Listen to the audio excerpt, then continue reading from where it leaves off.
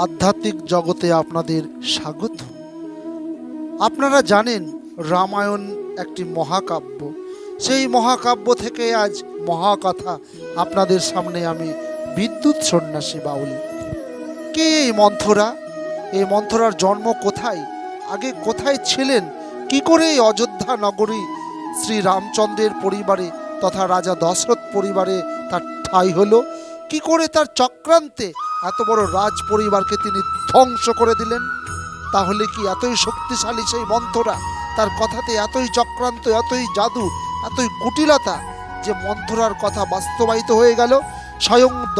স্বয়ং রাজা দশরথ তার কথা মেনে নিলেন। এর মহারহস্য কি? তাহলে কি রাজা দশরথ তার কাছে ঋণী ছিলেন? কোনোভাবে দুর্বল ছিলেন যে রাজা মন্থরার কথা কুটিল বুদ্ধিতে পড়ে তিনি মেনে নিলেন? রাজা দশরথের প্রিয় স্ত্রী, যিনি গৃহকর্মা নিপুণা রাজমাতা কইকেয়ী বা তার ছকে পা দিলেন কি করে? কি করে সম্ভব হলো যেখানে যুবরাজ রাজকুমার নামের রাজা হওয়ার কথা সেখানে একেবারে বনবাসী হয়ে গেলেন, ভিখারি হয়ে গেলেন? সেই পরিবার খাঁ খাঁ করছে, ভূতের বাড়ি হয়ে গেছে। একটা মাত্র লোকের কারণে সোনার সংসার পুড়ে আজ কয়লা হয়ে গেল। অযোধ্যাতে আজ হাহাকার পড়ে গেল, খাঁ করছে। কেন কেন সেই মন্থরার কথাকে মেনে নিলেন রানী কইকেয়ী? মন্থরা কিন্তু এরকম ছিলেন না, তিনি ছিলেন স্বর্গের গন্ধর্বী। এই মন্থরা তার নিজ কর্ম গুণে তার সুন্দর চেহারাকে নষ্ট করে দিলেন। তিনি এক বিশালাক্ষী দেবীর সঙ্গে নিজেকে তুলনা করতেন। তার রূপ চেহারা ধরে রাখার জন্য তিনি গোপনে ওষুধ ব্যবহার করতেন, সিরাপ ব্যবহার করতেন। এই রূপ যৌবন ধরে রাখার জন্য মন্থরা ধীরে ধীরে ধীরে তার শরীর নষ্ট হয়ে যায়, চেহারা নষ্ট হয়ে যায় এবং তার নাম থাকে রেখা। এই চেহারা নষ্ট হয়ে যাওয়ার জন্য, তার শরীর ভেঙে যাওয়ার জন্য রেখা থেকে তিনি হয়ে যান মন্থরা। তিনি ছিলেন রাজকুমারী, দেখতে ছিলেন সুন্দরী, পরীর মতো সুন্দর যার চেহারা। নিজ কর্মগুণে তিনি ধ্বংস করলেন নিজের চেহারাকে। কিন্তু তার বুদ্ধি বিশেষজ্ঞ, তার কুটিল বুদ্ধিতে ভরপুর ছিল তার স্মৃতিশক্তি। তিনি নিমেষের মধ্যেই যার তার সংসারে দ্বন্দ্ব লাগিয়ে দিতে পারতেন। পারিবারিক সূত্রেই তিনি কইকেয়ীর বাড়ির দাসী ছিলেন। কইকেয়ীর বাড়ির দাসী ছিলেন এই মন্থরা। তাকে কেউ পছন্দ করতো না। তিনি দেখতে কুশ্রী ছিলেন, বিচ্ছিরি ছিলেন, দেখতে মোটেও ভালো ছিলেন না। যখন মাতা কইকেয়ীর বিয়ে হয়ে গেল, অযোধ্যায় চলে এলেন, তখন মন্থরাও তার সঙ্গে সঙ্গে অযোধ্যা নগরীতে বসবাস শুরু করলেন। রাজনগরীতে চলে এলেন। অযোধ্যাতে রাজা দশরথের কাছে তার ঠাঁই হয়ে গেল। তিনি হয়ে গেলেন কইকেয়ীর বিশেষ দাসী, গোপন স্পেশাল দাসী হয়ে গেলেন রানী কইকেয়ীর এই মন্থরা। মন্থরা দেখলেন যখন যে অযোধ্যা নগরীতে এই রামচন্দ্র হবেন আগামী দিনের রাজা, না না না, কিছুতেই হতে পারে না, এটা আমাকে যেন তেন প্রকারে থামাতেই হবে। তখন তিনি মাতা কইকেয়ীকে কুবুদ্ধি দিলেন, তার সংসারকে ভেঙে দেওয়ার ষড়যন্ত্র রচনা করলেন। রানী বললেন, কেন? আমার তো সবাই সন্তান, আমার সন্তান তো সকলেই, না না না, এটা আমি হতে দিতে পারবো না। তখন মন্থরা তাকে বুঝিয়ে দিলেন, ওরে পাগল, ওরে কইকেয়ী, তুই আগামী দিনের ভবিষ্যতের কথা বুঝ। রামচন্দ্র যদি রাজা হয় তাহলে কৌশল্যা হবে রাজমাতা, আর রাজমাতার দাসী হয়ে তুই থাকবি, তোর কোনো মূল্য থাকবে না, তোর স্বামী তোকে ভালোভাবে ভালোবাসবে না। রামচন্দ্র রাজা না হয়ে তোর সন্তান ভরত যদি রাজা হয় তাহলে তুই হবি রাজমাতা, আর বংশ পরম্পরা অনুযায়ী তোর সন্তানের বড় সন্তানই হবে রাজা। কিন্তু রাম যদি রাজা হয়ে যায় তাহলে তার বড় সন্তান আবার রাজা হবে, তোর ভরত সারা জীবন চাকর থাকবে, তুই তাদের সেবা দাসী হয়ে থাকবি, তোকে ঘাড় ধাক্কা দিয়ে বাড়ি থেকে বের করে দেবে। না না না মন্থরা, তুমি কি বলছো? ভরতের মধ্যে রামের মধ্যে আমি তো কোনো পার্থক্য দেখছি না। আমি তো তাকে ভালোবাসি, আর রামচন্দ্র আমাকে সবার চেয়ে বেশি ভালোবাসে। তুই কি রে কইকেয়ী, তুই রাজার রাজনীতি বুঝিস? তুই একটা রাজকুমারী হয়ে তোর চিন্তা বুদ্ধির লোপ পেয়েছে।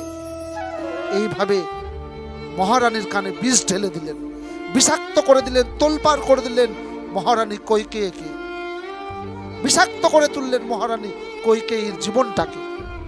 তাকে মনে করিয়ে দিলেন, শোন কৈকেয়ী, তুই ওই রাজা দশরথের দুইবার প্রাণ বাঁচিয়েছিলি, তোকে রাজা বর দিতে চেয়েছিল, সে বর তুই নিসনি। কায়দা করে রাজা হওয়ার মুহূর্তেই তুই তোর বর দুটোকে আদায় করে নে। যা, দশরথ রাজাকে গিয়ে বল, রামচন্দ্র রাজা হওয়ার আগেই তোর দুটো বর এক্ষুনি চাই। প্রথম বর চেয়ে নিবি তুই রামচন্দ্রের 14 বছর বনবাস, আর দ্বিতীয় বর চেয়ে নিবি তোর সন্তান ভরতের রাজ্য লাভ। দেখলি কেমন চাল চেলে দিলাম? তুই তুই হবি কিনা রাজমাতা। সবাই তোকে রাজমাতা বলে ডাকবে, তুই দাসী হওয়ার যোগ্য? মূর্খ কৈকেয়ী, আমি মন্থরা, আমার কথা শোন, না হলে তোর ঘোর বিপদ। সত্যি রাজা দশরথ কৈকেয়ীর কাছে ঋণী ছিলেন, দুটি বর প্রাপ্ত করেছিলেন, কিন্তু তিনি নেননি। আজ সেই কালচক্রে মহাবিপদ, এই মহাবিপদ জানতে পারেননি রাজা দশরথ।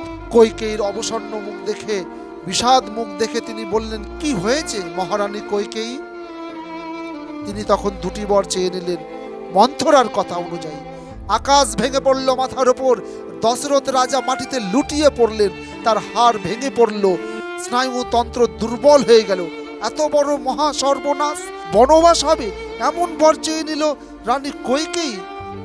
কিন্তু রাজা জানতেন না যে বুদ্ধিটা মন্থরাই দিয়েছেন।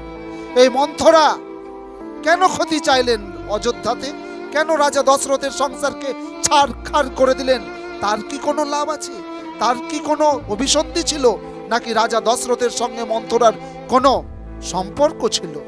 নাকি রাজা দশরথের সঙ্গে মন্থরার কোনো শত্রুতা ছিল কোনো জন্মের, যে তার প্রতিশোধ নিচ্ছেন? হ্যাঁ, এমনই আরেকটি ভিডিও আপনাদের সামনে আমি নিয়ে আসব, সেটি আরেকটি ভিডিওতে বলবো রাজা দশরথের সঙ্গে মন্থরার কি গন্ডগোল ছিল, কি অভিশাপ ছিল, এটাও বলবো। কিন্তু এই মন্থরার কথাতে এমন চাটুরতা, এমন কুটিলতা, এমন ষড়যন্ত্র যে সংসারকে ভেঙে ছারখার করে দিলেন, তাতে মন্থরার কোনো লাভ নেই, তবুও তিনি সংসারকে তছনছ করেছেন। এমন মন্থরা আপনার বাড়ির আশেপাশেও রয়েছে। সে চায় আপনারও ক্ষতি, আপনার পরিবারের ক্ষতি, আপনার ভাই বাবা সকলের ক্ষতি। সুযোগ নিয়ে বসে থাকে আজকের মন্থররা।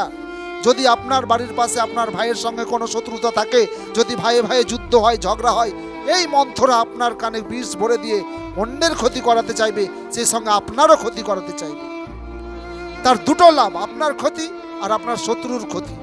আপনারও টাকা পয়সা যাতে ধ্বংস হয়, তারও যাতে ধ্বংস হয়। এমন মন্থরা আজ আপনার আশেপাশে ঘুরে বেড়াচ্ছে।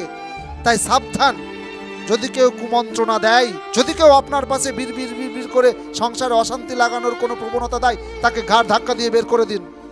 সেই হলো মন্থরা, যে আপনার পরিবারকে তছরূপ করতে এসছে, ধ্বংস করতে এসছে।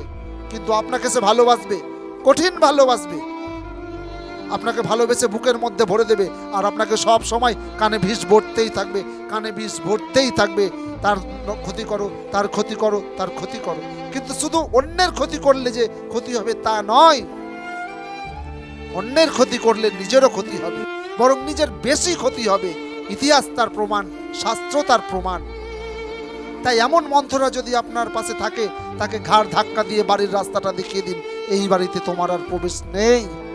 না হলে রাজা দশরথের মতো হাল হবে, রামচন্দ্রের মতো বনবাসী হয়ে যাবে, সংসারে অভাব চলে আসবে, খাঁ খাঁ করবে, আর আপনার সোনার সংসারের মিলেমিশে থাকা পরিবারটা ভূতের বাড়ি হয়ে যাবে, ভূতের বাড়ি হয়ে যাবে। তাই সাবধান। রামায়ণ আমাদের জীবনকে চলতে শেখায়, রামায়ণ আমাদের জীবনকে কোন পথে সঠিকভাবে চলবো সেটার বুদ্ধি দেয়। এই জন্য মানুষকে রামায়ণ মহাভারত অধ্যয়ন করা অত্যন্ত দরকার। যদি ভালো লেগে থাকে চ্যানেলটি সাবস্ক্রাইব করবেন, আরও নতুন নতুন আধ্যাত্মিক কথা আপনাদের সামনে তুলে ধরব।